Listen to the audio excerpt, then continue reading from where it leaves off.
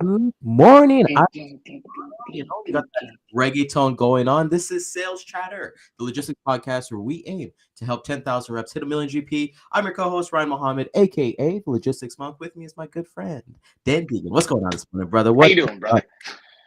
Oh, beauty day today, beauty day. I'm really excited for today because today we're going to find out if what we said yesterday was actually accurate in some way, shape, or form. And I'm already planning my rebuttals if it's not. So I'm good. I'm golden. All right, I'm well, ready to go. all right. Without I'm further ready ado, to let's go. get into it, my man. Yeah, man. To the HPLS podcast. Live, relevant, and high performance information, conversations, and education weekly.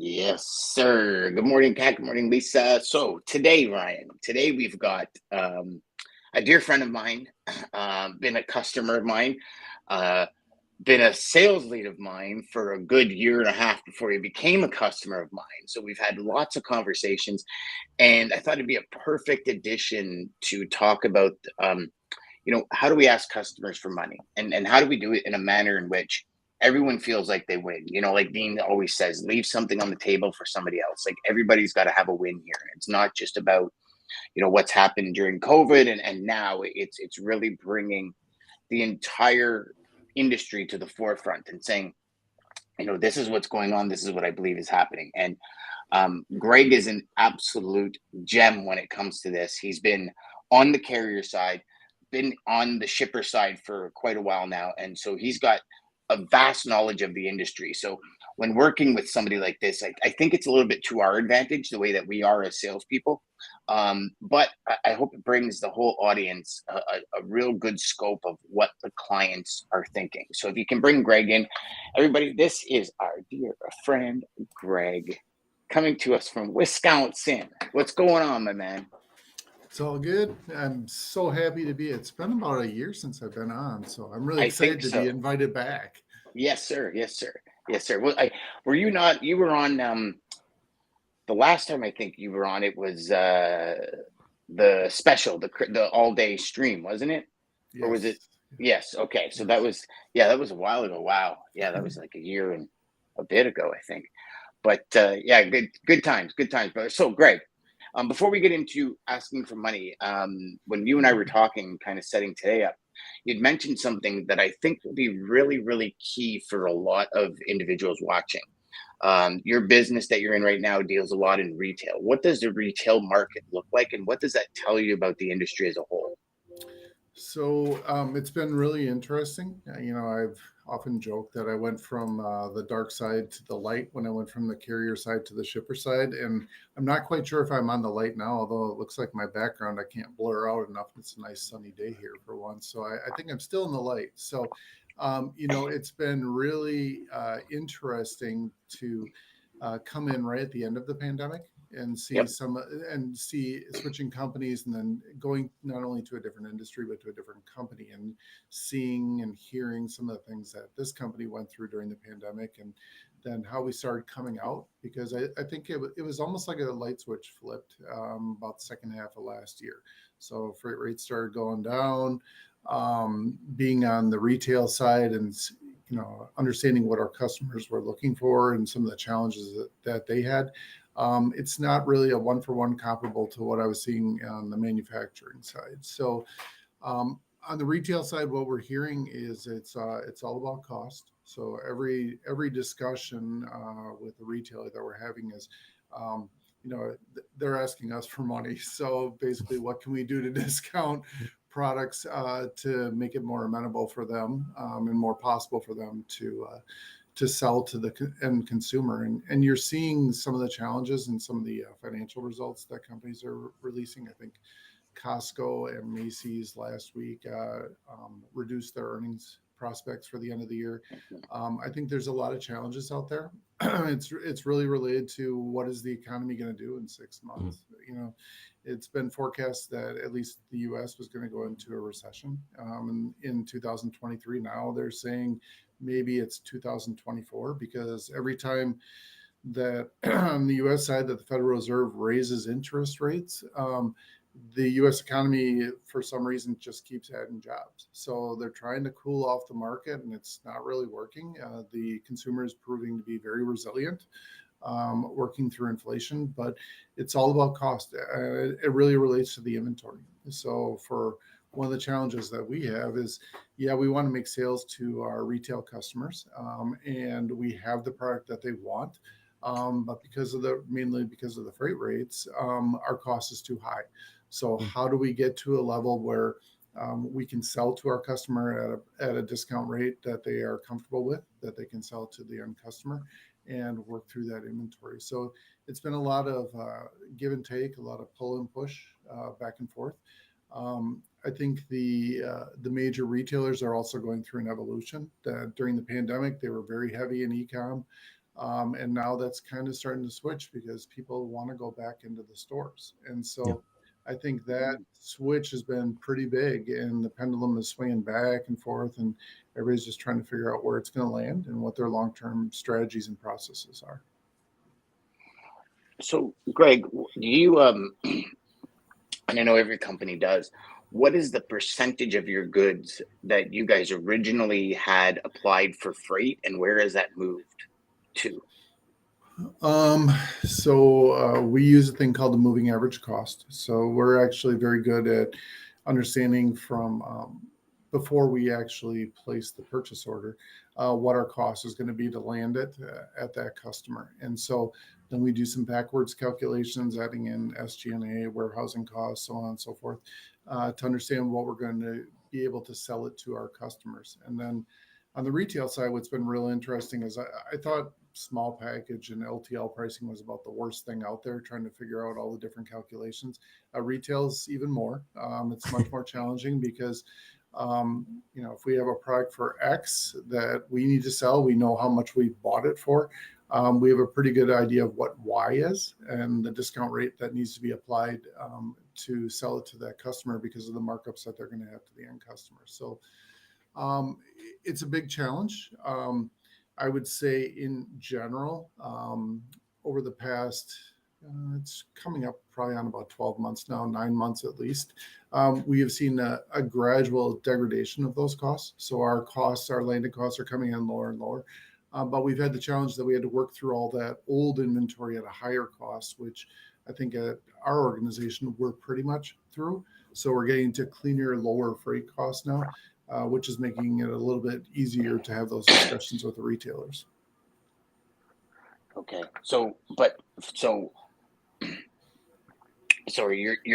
are you in like that 5 to 6% range? Or are you more up in that 7 or 8% range when you're talking overall freight costs based on your overall cost of goods and like to get it to the store? I would say it was probably in the 20s through most of the pandemic. Yeah. Now it's getting down closer to single digits. Okay. Okay. Because that was one of the things during the pandemic that was just killing so many companies. I mean, even at your old company, even in the manufacturing side, what are the differences between what you heard about the pandemic on the retail side versus where you were on the manufacturing side going through it?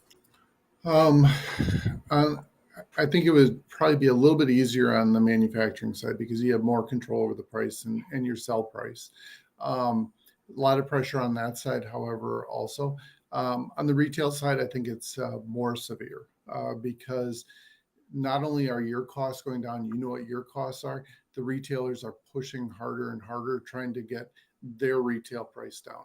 And the markup is pretty substantial, as it should be, from the retail to customers. So the delta is much bigger on the retail side. So the cost pressure on the freight, much higher on the retail side than on the manufacturing side, especially if you're selling to a brick and mortar, like one of the big box stores. The price pressure is much higher. Yeah, because they want to still make their 50 points or 38 points, I think Costco is, or whatever, right? Yeah. Yes. Yeah. Cool. Ryan, any questions before we dive into the big question? Yeah, of course. No, I think everything you just said, we've got a lot of like our show is kind of geared for like newer people watching the show. Everything that you've kind of explained as somebody who wants to get into retail, how open are you to like having conversations with people? And we're not telling people to flood your inboxes, don't worry. Mm. But to understand that side of the business, because like, like we have, like Kat just kind of mentioned, like I have so much to learn. And these are things that you really can't read in books, something you really can't be taught in school.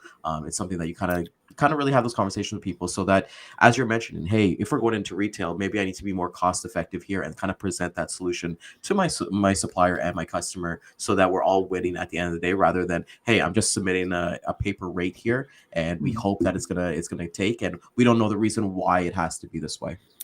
Yeah. So I've been in one, two, three, four, five different industries right now. So I'm living proof that you can cross industries. So, right to your question about retail, is retail different than on the manufacturing side? Yes, absolutely it is. Um, I think you probably see on the logistics side too, there's probably more pressure on the retail side on your costs, just because of the same reasons that I spoke about that we have. The retailers are constantly pushing down their costs and trying to contain costs, because to keep their margins viable on that side. So um, my advice would be that you just have to ask the questions and you have to learn about it and be flexible. And we'll get to that question when we get to the part about asking me for more money. How does it work? But I think retail, specifically, is probably the most cost conscious industry that I've worked in previously, just because there's so many hands into it too. And I mentioned it previously that the cost structure is much more complicated on the retail side. It is, because there's a lot of givebacks, depending on which retailers that you're working with. Then you also, on the logistics side, have the additional challenges of the penalties, about making appointments, sending ASN, so on and so forth. So that is definitely a cost driver. I think in my experience, it's probably been the last 10 years or so that the retailers have gotten much more directive with those costs and much more challenging. And so the biggest challenge with that is that when you're building your cost structure in, you have to account for a lot of what ifs that you don't know what it was going to be. So you may price something that you think is very profitable, and then once you start getting to those chargebacks, it turns unprofitable very quickly. So I think that's the biggest challenge on the retail side, is about really understanding what your costs are. Yeah, and there's a lot of variables that you have to take into consideration when it comes to your costs. It's Yeah. not as easy as raw goods coming in. Here's the cost to manufacture, and here's the cost to ship it to a customer that's going to do whatever they're going to do to it. You have a lot more uh, nickels and dimes to count, I guess, if you're going to say it. And then now, do you have on your retail side, with that inventory that you had? Are you seeing a lot of people on the retail side just kind of blowing it out at a loss just to get rid of it because the cost of warehousing it would be more expensive than just taking a loss on it in the store? Or what was kind of the process? Because we see a lot, like every store you go into, you see blowouts from last year, 2 years ago. Mm. It's old model. We're getting rid of it at 50% off. What was your strategy, and what have you seen in that market?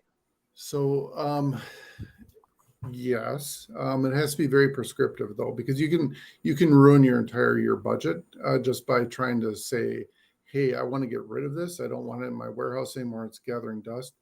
I've learned a lot of new terms on the retail side about, talking about product that has birthdays in the warehouse, and I mean, and some of the acronyms, they don't match up quite well with the logistics supply chain side that I've been used to. But we're very conscious about. Um, we have to kind of trickle it through. So we didn't try to do a big bang and hey, we're going to take a $10 million loss because we're going to just jet all this out to free up our warehouse. To myself and my buyers, we try to be prescriptive and say, okay, we don't want to just get rid of it, because warehouse space is finite. But at the same time, we have the capacity to carry goods if we need to. But I don't want to take a $10 million loss, and in particular, I don't want to take a loss and then not have anything to replace it. So if we have an opportunity that say, hey, I can blow out all this inventory because it's a good selling item in general, blow it out at the higher cost, just get rid of it, and then bring it in on the lower cost as long as I'm able to get sales behind it. to kind of Yes. buffer that. So that's that's been one of the big challenges. I think in this organization we've done a good job with it. But the real challenge we have is going out there and talking about the white space with our customers and with our vendors about where can we sell, how can we sell it, and then capitalizing upon those opportunities. So, hey, now I've got a bunch of warehouse space, I've got lower cost freight. What am I going to go out to do my value proposition to those retailers to keep that inventory now moving more fluid and at a price point that I'm comfortable with? Mm-hmm. I noticed when you were talking there, it sounds like you have a lot of collaboration between your retailers and your sales team and everything. It's not just a conversation of how many units do you want, it's how can we make this profitable together. Yeah, and this is my first time on the distributor side as a pure distributor about, what are some of the expectations on forecasting is a big challenge. That, hey, if you put a forecast out there, and the part of the reason I have that older inventory is that nobody ever took it. So where does the accountability lie? That, hey, you put a forecast in for 500 units for May, and you haven't taken them yet. When are you going to take them? And who's going to be left holding the bag on the inventory? So that's another big challenge. A lot of our customers expect retailers to be, it's not the right term, but it's one that I'm familiar with, about we're the junk drawer. So anytime that they want to be able to order a unit, that we have it in stock. Well, there's a cost to holding that unit too. So we need to do it smartly. A lot of data analysis, a lot of forecasting, a lot of collaboration between both our vendors and our customers, because everybody wants the same thing at the end of the day, which is to make the purchases, to sell them at a price that moves with high velocity, and to keep the whole chain moving quickly. Yeah, and I guess you got a lot of geographicality too when it comes to which areas are buying what products. Yes, and Yeah. this organization is positioned really well. There we have a facility in Wisconsin, one in Savannah, Georgia, one in Los Angeles, so that we can cover pretty much the entire, I would say North America, but not a lot of people can take into account Canada when they're talking about that. But we're positioned that we are Amazon certified, so that we can service any point within 2 business days. Beautiful. That's good. That's good. You see, Greg, you understand what geographicality is. See what I'm saying? Ryan's still trying to get over it. He's laughing to himself right there. Yeah, make it seem like we're hooked on phonics over here, So there. See how smooth that came out? And Greg was like, yeah, man, for sure. We got points here, points there. See, it's all knowledge. So Greg, how does a salesperson ask you for money? How do they ask you for raises in the market? How do they ask you for more money on a shipment, whether it be a single shipment, long-term raise on a specific lane? Start at the top and let's kind of work our way through. Let's talk about single shipments at this point. Somebody says, Greg, I could do that for $1,500. 2 days later, you call him and he says, hey, it's not quite 1,500 anymore. So I've said this before. I don't believe there are too many win-win situations out there. It's give a little to get a little. So if somebody comes to me, my general way of doing things is that, and I realize that I'm an exception to this, is that I'm very loyal to my carrier. And we're just going to talk about logistics right now. So Yep. I am very loyal to my logistics partners, and they are legitimately partners. And so what I'm looking at is rate is only one component of what we're doing. So what I'm looking at is the whole package. So how much support are you going to give me so that if you're picking up on a Monday, that I know it's going to deliver on Wednesday and it's going to deliver intact, claim-free, without any chargebacks. So to me, it's a full value proposition. So are you going to do what you say and say what you do? Are you going to invoice me correctly? Are you going to be ETDBW, easy to do business with? Are you going to make me a better organization? So if you ask me for more money, you have to have a basis for it. And I am willing to pay more, even in this market, for someone that is going to make my life easier. So It's not all about rate, which means Johnny come lately coming off the street and saying, which I get these messages every day in 5 or 6 ways that messages that I have the cheapest rates. I have these rates of $1,100 a container, for example. You need to choose me. Well, what's my value proposition with that?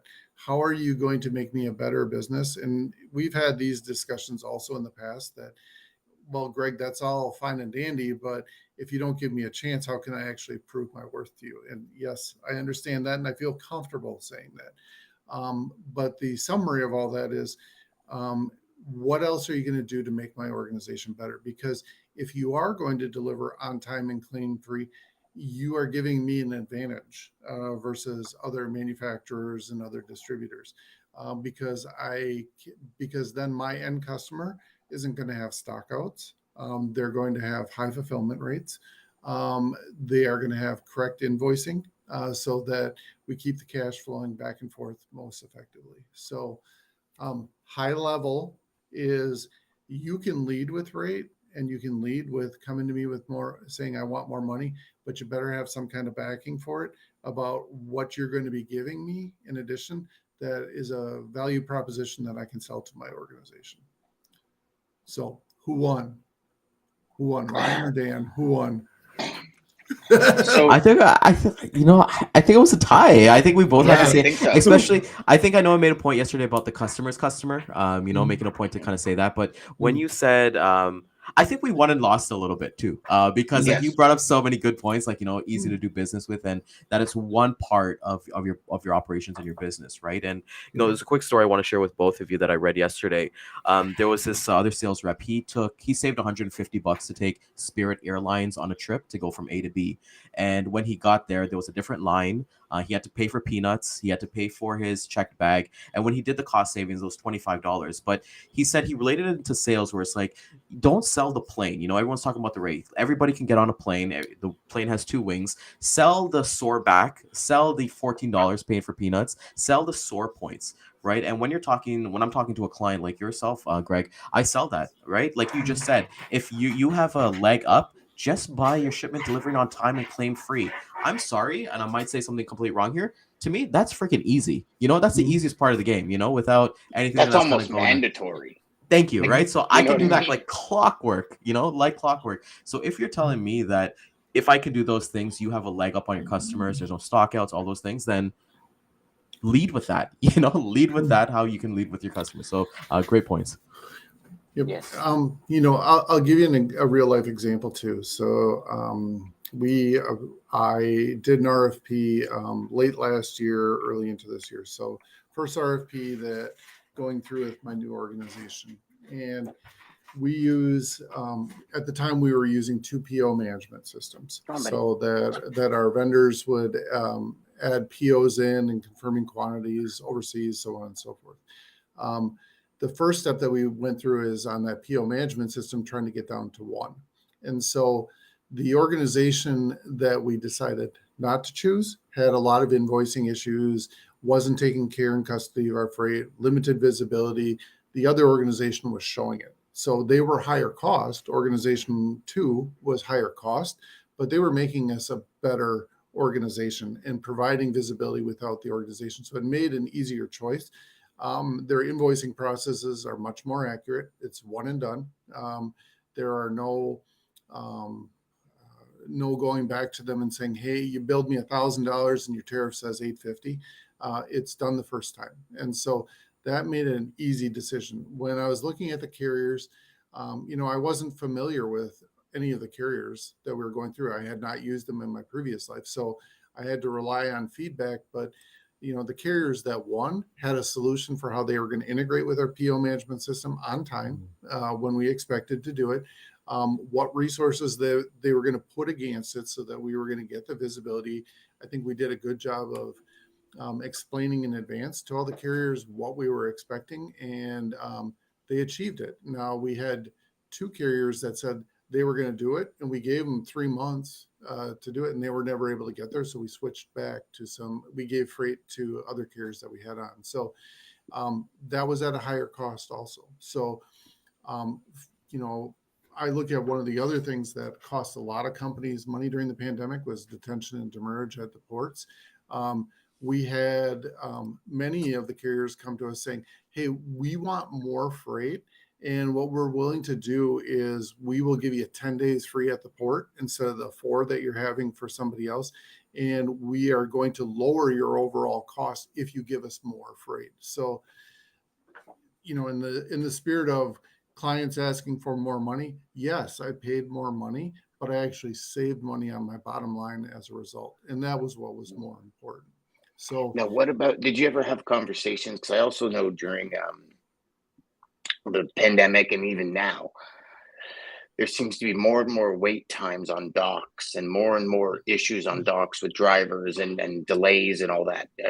What did you guys do as a corporation to say, okay, not only are you guys helping us here, but what we're going to do is we're going to help you here? Was there any of that?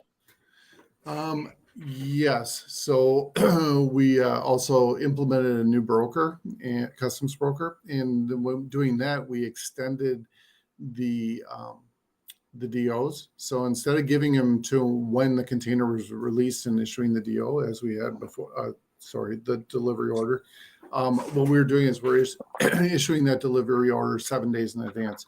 So it gave the carriers more opportunity to schedule appointments at the port. And so, and it helped, I think, the carriers to plan out their days a little bit better too. So you have to look at both sides. It's not just about the carrier to figure it out. We had a lot of open conversations with the carriers saying, okay, what do you need from us to make you more effective?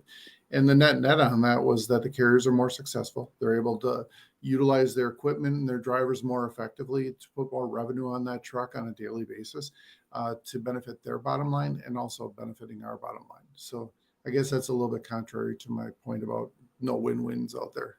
That one might have actually been one, but Yeah, for sure.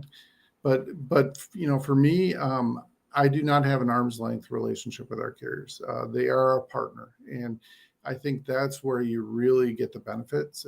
If you find a shipper like that is willing to collaborate with you, that's where you have the opportunities to really positively impact your bottom line.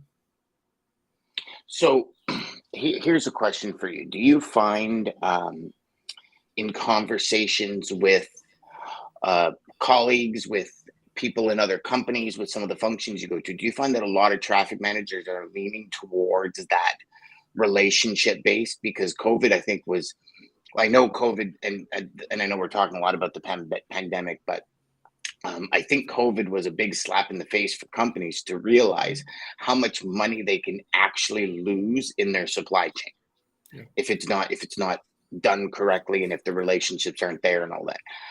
What are you finding from that relationship level? Speaking to people, I used to be all about price. Now I want to kind of lock people in. You finding any of that, or is it status quo? Yeah, so I'm not dealing with the same carriers really that I was during the pandemic, but talking to my peers, there's damage control that's going on right now about saying, hey, I was charging you $20,000 a container during the pandemic because that's what the rates were. And I'm not playing bait and switch now that it's $1,500 a container. But there is a lot of damage control based upon the relationships that need repair. I'm not naive. I know it wasn't the carriers that were doing it. It's what the market was. We spent a lot of time going through that. But I do think there's a lot of relationship rebuilding that needs to happen, trust factors. And I think having very open, honest conversations about that is very helpful.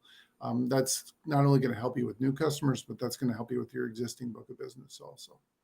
Mm-hmm. So how did what do you see here, Ryan? We kind of won a few and we missed a few, I think. I'm not going to say lost, but we missed a few. Yeah, I think, well, you know what? I don't think that we took losses like as per se on it, because you and I wanted to focus both on that specific question. Like, I know my mindset coming into it, I didn't want to talk about relationships. I want to talk about the point that I got to pick up the phone and give my customer a call and let them know that, hey, I'm going to need some more money on this, right? And, Greg made some great points about being a partner, and that's something that we always talk about. So for anybody who's out there, like even the sales rep I was talking to this morning, like you might be blasting out 100 calls a day, and, you just kind of need that one gold nugget to kind of keep going forward, because trust me, Greg is a living example out there. There is customers like that who actually want to be a partner and don't want you to be on a blaster list. Like we were joking before that I did an RFP, finish up RFP yesterday of like 3,200 lanes. And, and I'm thinking about, are these guys really relationship based? Like who has the time to like manage that whole flow? But when you look at a customer like who's working with Greg, who's like, hey, I want to treat my guys right, and they're going to treat us right. It has to be, like you said, there's not much win-wins, but I think that customs broker change was probably one of the best things he could have done, because that's one of the complaints that we hear. And it kind of makes it easier for like a true professional, because do not come in there and sell rates or sell capacity, because we can't do that. Sell opportunity. And the opportunity is in warehousing, like as Greg was saying, like, what are we going to do with like birthdays on some of these SKUs and things like that, right? Well, try to figure out a solution, right? Hermosi always says that if you want to really get customers, do stuff for free. Show them, hey, I came up with this proposal. What do you think about that? So coming back to it, Dan, I think you and I were both, I wouldn't say right, I don't want to be righteous about it, but I think we were on the right path. Yes. And that's because of our history working with amazing customers like Greg, right? Yeah. So we're 1-in-1, right? So. Yeah, I really like, and one thing, like big takeaway for me from this whole conversation is, how are you going to make my organization better? And as a salesperson, that started immediately turning the gears, and you guys probably saw the smoke coming out of my ears, and the grinding that was going on in the old brain. But it's to me, I'm sitting there going, wow, never once did we yesterday say, we were talking about like bringing market facts to the market, bringing, helping the client understand what's going on in their market. If they don't, is the reason we need more money. Spot market versus, cost plus versus contract market and all that kind of stuff. But focusing on ease of doing business, focusing on, what else are you going to do to make my business run better? How are you going to ease and make me a better organization as a whole? And what are the value can you bring to the table, and maybe explaining how you plan on doing it. I think those are amazing things that I think we might have touched on, Ryan, but I think in a different way that we touched on them. Well, when Greg mentions like invoicing, right? You have that to make it so simple. It's the things that we can control. I can make invoicing easier for your customer. We can't control when the truck is going to be there, but at the end of the day, we can take those steps for there. So the things that we can kind of provide that we control, those are value adds, and don't think like they're just mandatory. Like both you and I were kind of saying, no, these things are mandatory, but understand that it is a value add. And Greg has mentioned multiple times here, like you have that value add, you have that value prop from him himself talking to retailers. So what is our value prop to an amazing customer like Greg and his customer, right? And then kind of get from there. So I thought it was, I thought I'm excited. I'm really happy with how this led. Me too. I like it. It's given me a new little vibration to go into today with, right? Something different to talk about. Yep. Yeah, Dan's gonna be asking all of his customers for $5,000 more because he wants to. Because I'm making your organization better. Just make sure you don't have me on that call list today, Dan, okay? No, I won't. Okay. $10,000 for you. I'm just going to add another 0. Thanks, buddy. Greg, buddy, I love you, man. You know me. Yeah, I gotta say something. Greg, I think this is about the second or third time that you've been on the show, and just hearing how you were like at the previous place and different things like that. I can tell right now, like you're energetic and you're vibrant. I can see like things are really going good, and you're really, like you said at the beginning, there's 5 different industries that you work in, but I don't know, for something I'm just getting the vibes of like, everything's clicking right now, and I think maybe is what I'm saying a little bit correct, or? Yeah, it is, and it's it's really about the people, and it's that I get to work with really good people internally and externally on a daily basis. I mean, I see we have one of my carriers on the call with us, and it's those type of people that have made me successful in my career. It's not about me; it's about the people around me, and it is a better spot. It's still in headwinds. I mean, I don't know if it's ever going to look like pre-COVID again. We still have some choppy water to work through at the end of this year, but I do feel that a lot of things are going in the right direction. So I'm an optimist. I love that. It's awesome. Did you get what Greg just said there? The carriers have made me successful. And I think that is, for all of you new reps out there are customers like this out there. Not everyone cares about who's can be $10, and you get a few customers like that, and your life changes, man. Your life changes. I love that, Greg. I love that, because really, like, there's a synchronicity that goes in this industry, right? Without the suppliers to get the product to market, your product never gets to market. But without you, we don't have a business of getting product to market. So it has to be this complete mesh. And I think sometimes we're so segregated and separated in our mentality of broker, carrier, customer. Like you were talking about big box stores versus mom and pops. Carriers do it all the time. I was at a carrier for 3/4 of a decade, and it was like, well, if it's a broker, we'll give them $1,200. If it's an in-house customer, they're $1,400. And it's like, and there's always these variations that we're operating in this industry. And it was actually wild to me when I first got into the carrier side, where I was like, you what? They're like, yeah, if it's a broker, we let them, make $150, $200. We don't charge them as much. But if it's a customer, well, it's direct, we're going to charge them more. And I'm like, really? That, like, for sure, why not? I'm like, okay, well, that's interesting. I didn't make it up. Just, it is what it was.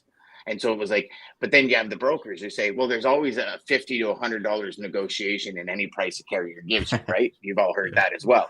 And it's like, is there really? And tomorrow we've got a 1,000 trucking company coming on to talk about those exact things. Is there a buffer? Or what do we need, and how do we ask for more money from our suppliers?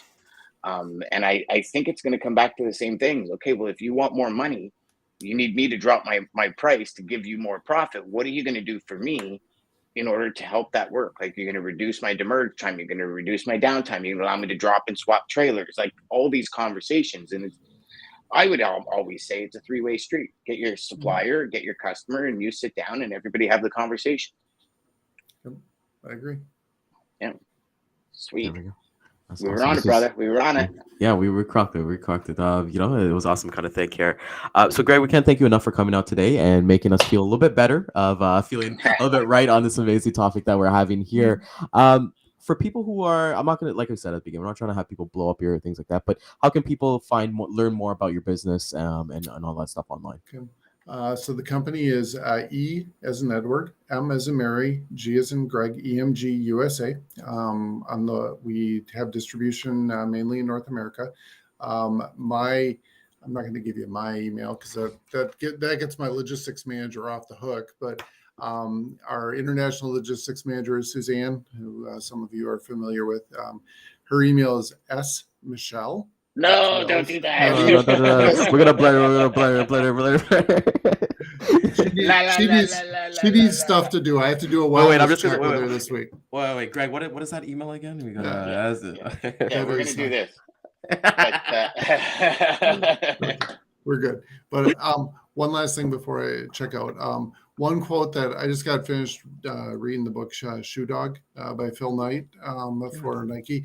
One quote that he had that I think applies to everybody on this and for the groups that you're working with is belief is irresistible. So believe in yourself, project that belief to any customer, any person that you're meeting out there, and it makes a big difference. So believe in yourself, believe in what you're selling. It makes it a lot easier to sell. So easier said than done, but to me, that's a core foundation. That belief is irresistible. I love that. And it's so true, because when you believe, people hear it in your voice. Yep. They hear the passion, they hear the belief in your voice, and it becomes, you bring people into a movement instead of selling them. Yeah. I agree. Yep. Love that. Love that so much. And like we said, that was awesome. Just have that feedback, and definitely everybody check out Phil Knight's book. Shoe Dog is one of my favorite books out there. Hopefully are amazing. Hopefully be able to buy the Blazers if you're a basketball fan. But this is Sales Chatter, the logistics podcast where we aim to help 10,000 reps hit 1 million GP. We will be hitting the replay again at 3 p.m. today on LinkedIn, Facebook, YouTube, and Twitter. And if you found value in this, which I know you did, there was so many nuggets in there. Please share this with a friend, share this with a neighbor, share this with anybody's coming down, even one of Greg's trucks that are coming down with their delivery drivers to bring their amazing retail products. Please make sure you like and comment and share. And Dano, please take us home. Oh, you know what? I just actually had thought of something. So, Greg, do you consistently want to deal with the pros? I don't like dealing with amateurs, but yes. There we go. There we go. Right. So it's something Ryan and I have been talking about a lot lately. Hey, everybody. So we're broadcasting from our Sales Chatter live page. We're put up, Ryan, if you could throw up that QR code to get everybody over to YouTube and subscribe to our channel so that they can actually, sorry, Greg, we took away half your face there, but that's okay. So if you go on over, subscribe, hit the little bell on YouTube, you know, all the ding, dang, that's going to tell you when we go live. We're trying to push everybody over to the YouTube channel. Sales Chatter live, and I think that's it. We're good, man. That's a good day. Sounds good. Thanks for having me, guys. Oh, thanks for being here, brother. All right. Talk to you later. Bye.